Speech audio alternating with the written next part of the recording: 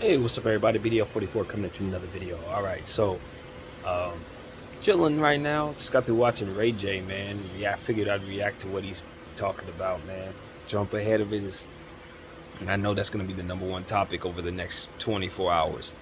And I saw the live that he just released and saw the 25-minute or 30-minute live that he released before that, and he essentially brought out receipts on the Kardashians, essentially saying that Chris orchestrated the second sex tape, and there's a third sex tape, and all of this other stuff. Um, I guess alleged from a Hulu documentary that's being aired, or being I guess it's been aired, and where they allege that he did some things um, to Kim while she was asleep, that could possibly be considered, illegal, and so he's just ultimately reacted to what he's seen on that documentary, I believe, and he's airing them out against a lot of people's advice against doing so. He's just bringing out contracts saying that Kim Kardashian, uh, you know, had her paperwork, had her signature on some of the contracts that were supposed to be providing certain things for the third sex tape, I believe it is. And that might be considered a little shaky. So it's a lot of stuff he's alleging at the moment that uh, I just wonder if he sees the fullness of all who could be affected by what it is that he's doing. And see, this is what happens. I think, you know, I was having a conversation with a friend of mine today, just a couple hours ago, where she was discussing how her daughter is her priority, and as a mother, she never really, uh, of course, could see it from beforehand, but once she became a mom, she realized how um, sometimes making decisions for your daughter can leave collateral damage, things that you don't intend uh, to kind of neglect, or have to guard against, or have to keep at a distance. You will keep at a distance to protect your kids. And I think that's kind of what Ray J's point of view seems to be. It's like, because this Hulu documentary is out, his kids are able to kind of see him and ask questions. And it's at a time where this is affecting not only his relationships and with his kids and his family, but it's also affecting different deals. It's affecting how um, things go in his life. And he's just said, like, over the last 20 years, the situation has been painted out as if it's one way when it's actually another, and he's been quiet about it, and he's been holding it um, to himself, because of course they've profited greatly from it. But it's one of those situations where, okay, maybe things went a certain way in the past. He was willing to be quiet, but at this point, he's not willing to do that. Now that they're willing to continue to pile on from the damage that he alleges has already been done, so it's like, this is the last straw. I could have been quiet all them other times, but now I refuse. I'm gonna bring out what I have. So that's what he's doing. Um, you know, I think it's one of those situations where I just look and I say, well, Ray J, when you do this, the collateral damage could be uh, lasting, and that's all I would say. When anybody chooses to out people, and when you're famous, and not say out people, that's a specific thing, but when you release information that maybe is being guarded against, or when you tell the public, the wide public, certain things, show us certain contracts, show us text messages. He showed us a bunch of text messages that he had between himself and Kanye West, where Kanye was trying to get those contracts back. He alleged that the only reason why he's trying to get those contracts back is because Kim had her signature on those, and et cetera, et cetera. So it's just a lot of stuff that he's alleging that could make this a very, very legal situation. So I'm just looking at it. I'm wondering if Ray is able to see all of the angles. Because sometimes when you're on your own mission, um, you can do damage, a lot of damage. When you show text messages, I saw you was scrolling, just loosely scrolling, and it's like, bro, this stuff is live. So whatever's on them text messages can be slowed down to a halt, paused, and recorded, and people can get whatever information's on there. Even though we're seeing it as he's scrolling, I'm saying, yo, bro, this is all documented stuff. if there's a deal that has nothing to do with what you're talking about within this scrolling that you're doing in these text messages, if somebody mentioned anything about a certain plan that nobody's supposed to know about, if there's an address on there, anything he could have possibly released that could do a bunch of collateral damage that may not have nothing at all to do with what it is he's trying to do. And that is why I always say we must leave room for what it is that we cannot see. We must leave room for what it is that has nothing to do with what we're doing, that we may not want to affect with the decisions that we make when we go off on a moment's notice emotionally. Even when our heart's in the right place, even when we are thinking about our kids, sometimes you can set yourself on a path that may end up hurting your kid on the back end. It may end up doing the same damage that you're ultimately trying to prevent. It's like you just got to sometimes see the fruit in taking your time and allowing for circumstances to just heal your mindset before you make a decision that can ultimately create just a world of trouble. You know what I mean? I think this is going to create, yes, is it entertaining? Hopefully Ray J's doing this for pure entertainment. Hopefully this is another Kris Jenner, Kanye West, production, basically, is what I'm hoping we're seeing here. Hopefully this is all just an elaborate clout move that'll make everybody much more rich and famous, but I don't know. I don't sense that. I think this man is more or less just had enough, and he's ready to liberate himself. But in the process of liberating himself, he may end up, putting some people away, locking some people up, or putting some people in some situations that he does not intend to. So that's the point of view I'm coming from. I don't doubt that he's just in his feelings, and how he feels. If all that he's alleged went as he said it did, then he certainly has a right to his truth, and then I encourage, that. But it's just about what you show in a world where you just don't know who the wide public is, and this comes from somebody who obviously said a lot and says too much, but with a purpose, with an intent. It's not just because I'm emotional. And I've told you guys what I've told you, and I also told you why I was willing to tell you those things. It's all by design, but it's not at a moment's notice. I'm not just turning on this thing and saying completely emotional stuff and giving away stuff that can ultimately get other people in trouble. No, you won't see me do that on this camera. And see, that's what I'm saying. So it's like you just gotta be aware that there are things that you cannot see, that you can leave vulnerable when you act emotionally and don't respect the clock itself. I always say, patience is something that I'm learning to respect more and more. The more I learn different situations and seeing people be impatient, seeing people try to expedite processes, try to skip steps. Anytime I see people try to cheat the clock in any way, it always ends up wrong for them. And as I've told you guys about the scroll method, that it's like a little mantra that I live by, that derives from just simply understanding that you need to wait for processes to take place. You got to wait for things to happen. You got to wait for the scroll process to take place. If you're waiting for something that's only going to happen at a certain time, you jumping the gun is not going to bring you to what you want. Your patience is your friend in that situation, and so that's what the scroll method means to me. And it also can help you not make decisions that ultimately leave yourself vulnerable, as I'm describing. Just give it a couple seconds, give it a week, give it a few days, think it through, meditate on it, let some things open up, see if some things can change, go over what it is you're doing, see if someone can talk some sense into you. Sometimes you need to allow people to give you a conflicting understanding of what it is that you're emotional about, in terms of whether or not you should act on those emotions, because maybe there's something in that antagonist conversation that will help you realize why you should move a certain way.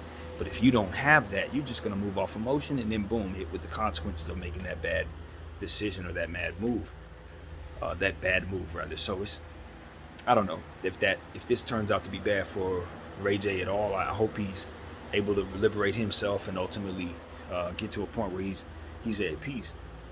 If all of this is as it's alleged, and if push comes to shove and this is entertainment, I always say I don't mind, because I can take wisdom from both real life and art just the same. So it doesn't matter to me. I snatch from either. But that's the point of it all. Just wanted to bring that angle to you guys. Just be like, yo, when you move emotionally and you look to out information or look to expose people, sometimes in the process of doing that, especially if your intent is to be malicious, which I don't think Ray J's necessarily is, you can leave yourself vulnerable and leave others that you don't intend to harm vulnerable with that decision. So that's really what I see there. That is possible. I see it's possible that could be the case. But I'm intrigued by the specifics of the situation. Like I said, I'm entertained. It is unfortunate. I look at this situation, I say this kind of piggybacks Kanye West and what he's been doing in some of the moves that he's been making against Adidas and various things that he's been talking about against, or rather in trying to co-parent in his situation with the Kardashians. And so this looks interesting to me, It's just interesting when you see certain things being done at certain times. Since we talk about timing, if you want to get into conspiracies, you start to wonder who's putting who up to what, why there's certain things are being released at a certain time. People know certain things can come from certain moves. Why would you poke at Ray J and make him look as if he's this way? You know what I mean? On this Hulu documentary, what do you expect him to do when this is being alleged? Of course his kids are going to look at him a certain way. Of course he's going to have issues, you know what I mean, in 2022 when this is released. Maybe that would prompt him to spiral. You see what I'm saying? These are the type of things that, like, my brain, I understand that there are people out there who assess other people and then provoke them and then sit back and watch that provocation take place. I understand that. I understand that deeply. And so even though Ray J's acting out, I also look and I say, who did this? Who put the battery in his back? And a lot of times I've learned the people who put the battery in the back are the same people telling him to stop acting up when the battery's in there. They're usually the ones that sparked that nonsense in the first place. And so this entire situation, of course, has been orchestrated by Chris, if what he's alleging is true. So I just imagine this is just another one of those things where she's poking the bear and he's reacting to it, taking the bait. And then, everybody's going crazy over what he's doing. But I'm just like, I don't think she didn't have this worked into her equation if she's masterminding all of this. She probably thought of that too. And I figured I look at Kanye, he's acting out. Why? Because people putting battery in his back. He has a certain personality. So when you do certain things to certain personalities, what happens? Certain things. So all you got to do is play with him. You toy with him. Hey, Kanye, we're going to mess with your shoes. Yeah, the shoes that you like, yeah, we're not going to pay you for them. What we're going to do is something that's going to completely piss you off. And we know what you do when you get pissed off. You get a camera and you go crazy. You've been doing this for like 15, 20 years. So we know what you're going to do when we do certain things. So let's push this button in your back. You're going to do what the Kanye does when we do that. And then we get to do whatever it is that we do when you're doing that. And see, that's how I think. I'm looking to people who are pushing the buttons of these very unique personalities. Because these people are unique. You know they're unique. I know they're unique. I'm unique. So I know when somebody's pushing a battery in the back of somebody who's unique, because I've watched people try that shit with me. And I'm smart enough to watch when they do it. So it's like, all right, cool. All right. Unique personalities. All of us, the Kanyes, all people who are different.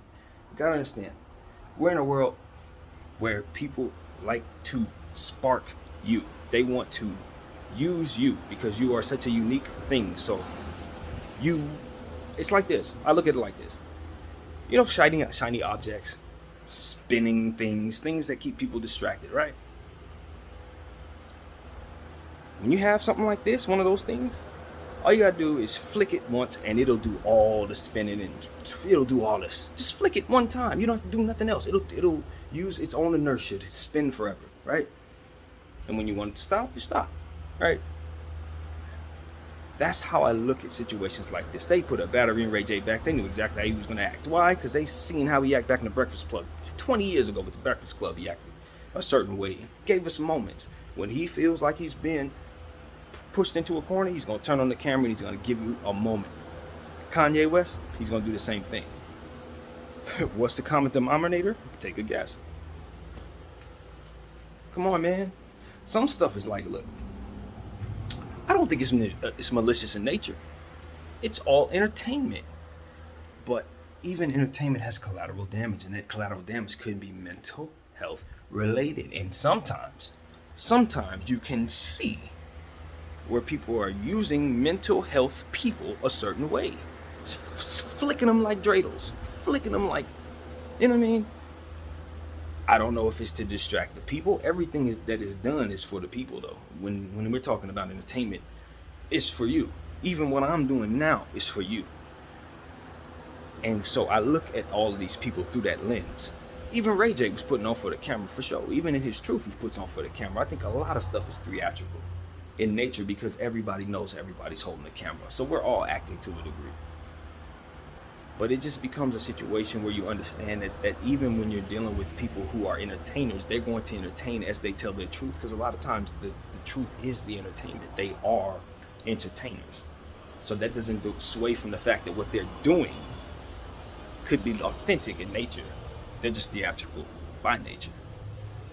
And so it just is what it is. I think it's a good chance. It's a combination of two truths here. I think that's exactly what we're seeing here. You're seeing an entertainer who's releasing his truth and understands the fullness of being able to both raise his brand and release his spirit, or release that burden all at the same time. But when you start releasing details and you start showing documented paperwork, you start talking about what your intentions are in lawsuits, you really put yourself in a funny position. That's what I understand. Legally, you put yourself in a very funny position. Now you open up for countersuits and possibilities for you not to have the leverage because of what it is that you did. So I really hope Ray J is serious when he says he doesn't care about money, because I think he cost himself a lot of it tonight. I will say that. Like I said, there will be other opportunities because the stock is going to be high. But a lot of that money, I got a feeling you got to get right to them, because they're going to sue him just like he's intending on suing him for what took place tonight. So it's going to either get really, really messy, really, really entertaining, or it's all going to go away because these are the Kardashians. So this could very well go away. But yeah, I figured I'd just jump ahead of it and tell people what I see there, man. Distractions everywhere. I do believe that we need to start training ourselves, start looking for provocation. We need to start training ourselves as people to look for provocation. We need to be looking for manipulation. We need to look for provocation because it happens. It does. And people have been getting away with it for a long time. You know, distractions, things of that nature. We need to know that they're there. We need to know who puts in there, who's putting the battery in their back, and we need to know why. Context for why is so important. Here's a point of view that I don't think I've heard too many times, but in my own little independent thinking, I ask to those of the 1%. When you initiate control, you assume you have a greater wisdom.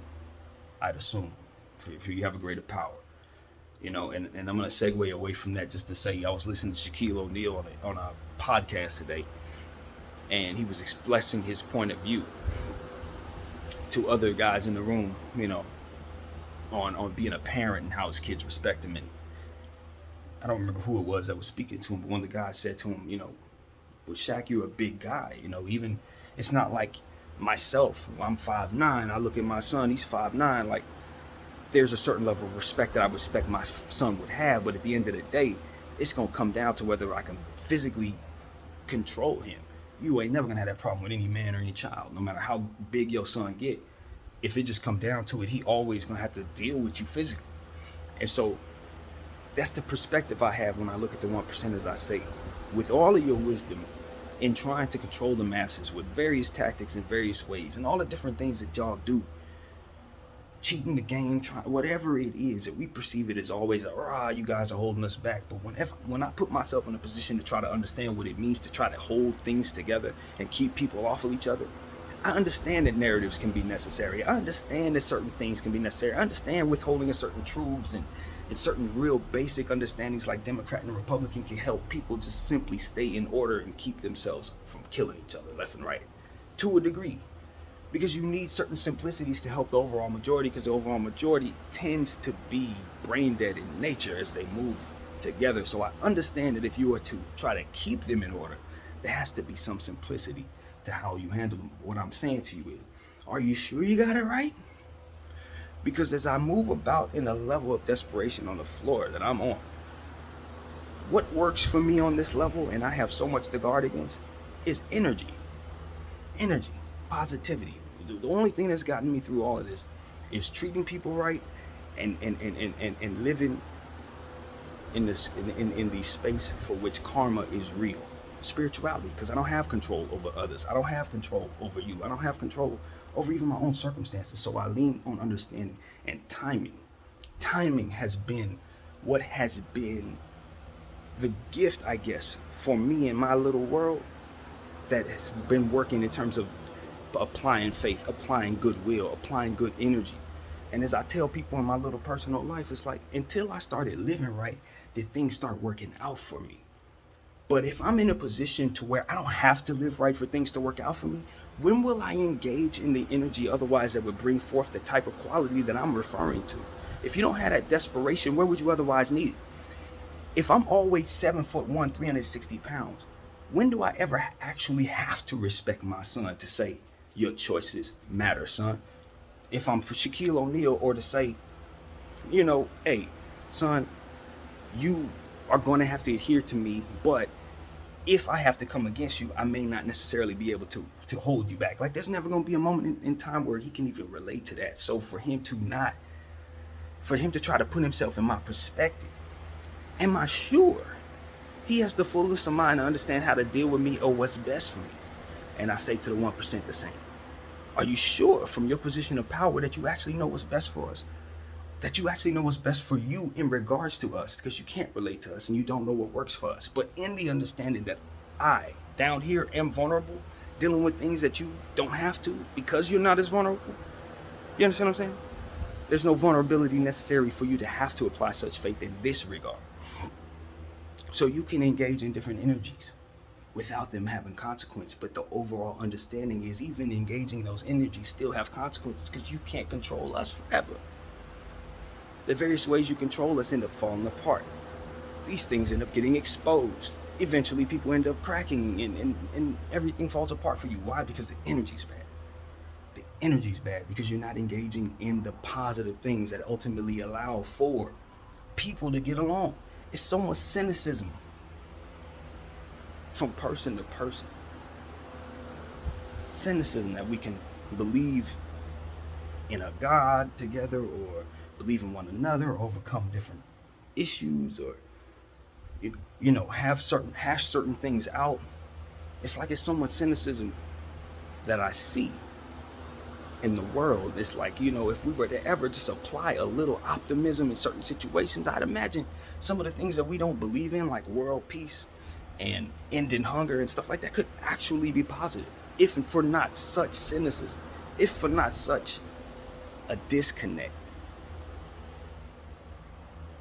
for those who have so much belief and power in themselves, initiating that on the people when they don't have the wisdom to engage in the right energy to make it sustainable. This has been my problem with this country from the beginning. Like, you built such a beautiful country, you did a lot of beautiful things when you did, but the foundation that you built it is blood and death and sweat and all of that. So when you have these issues, they reach a boiling point, and you can pour so much, so you can do whatever you want in terms of putting a rug over that, but it's still going to be dirt underneath it. This is what I'm saying. You could try your very best to forget about the history. You could try your very best to provide these narratives and these various manipulation tactics to control people so that they'll just be calm. But at the end of the day, it's going to be that bubbling thing. It's like a fault that's destined to start shaking eventually. It's like a volcano that is yet to erupt. Eventually that bad energy is going to come to a head and it's going to explode, and it's going to be far too much to handle because we never actually engaged in the proper energy to get rid of it in the first place. I think it's because of that cynicism that we continue to engage in these practices. And I say we, but I'm not talking about we, I'm talking about those who are in positions to do so, putting these narratives out there, engaging in bad energy, patronizing the people with blanketed, out of touch nonsense. And I can't stress this enough. Patronizing the people in a sense where you're saying, oh, you matter for about 6 months. Oh, we love you. Let's do a parade for a week, and then continuing about as normal. Oh, here's your month. We gave you a month. Like, those are the type of things that I'm talking about. No, we need to get to a point to the root of the issue to say, yes, we have things we need to work out. The complications of our different things need to be straightened out. Yes, we are in this place where it's about the American dream. We do want to get our own, but we also have a heart for poverty. We also have a need for cleaning up our streets. We also have a mental health issue in this country. And our ambition, our American dream chasing, our only it for me is why we have so much of this. It's why we have so much homelessness. It's why our country is ultimately so afraid of different things like the border and various things. It's because of that ambition that keeps us from being compassionate in ways that otherwise heal around us. There's so much poverty surrounding America because we don't give a damn about helping others. There should be no reason why this country has been this rich and the surrounding countries that are poor. With the exception of obviously Canada, who had their own money. But why is South America so poor? Why does Mexico have so much corruption if we have so much power? We've been thriving because we make sure that we are taken care of.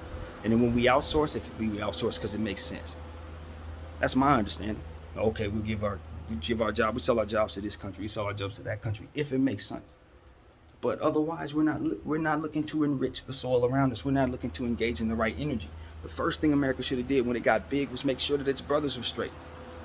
Make sure that the surrounding lands were straight so that you could have had a bigger land. You don't do that by creating war and taking things from people. You do that by breaking bread and engaging in good energy with people. You do that by enriching yourself in cultures and respecting those cultures and different beliefs. And most importantly, not forcing your belief on others in war. These are the things that we did to obtain our land. Right? And then we gave ourselves the biggest army. We did everything we could to put ourselves in a position to not have to ever worry about energy. Because any threat that came our way, we could blow it up. Any situation we needed, we could pay for it. But the problem is the foundation, as I always say. Foundation was lies. So when you had to control the land, this paradise that we created, you had to engage in bad energy to keep it moving. You had to lie to people. You had to tell people this. You had to do that. You had to prop up various things to keep people in various categories so you could keep the entire thing going, because it was never built on love. It was built on ambition. And that don't hold a real foundation, man, because ambition don't hold no morality. It'll do anything. It will do anything to be efficient. And that has a lot of collateral damage. You know what happens with collateral damage? If it doesn't die, it becomes desperate. And if it becomes desperate, it becomes strong. And if it becomes strong, it becomes aggressive. And if it becomes aggressive, it could become a problem. That's why you help your brothers. That's why you feed the wolves. Because if you don't, they will attack you. Isn't that what the streets taught us all? No different than on the grander scale. You engage in good energy and you feed the wolves. You feed the people. You don't allow us to stay in the dark. You don't allow us to stay poor. You don't allow us to stay stupid. We can feed you too.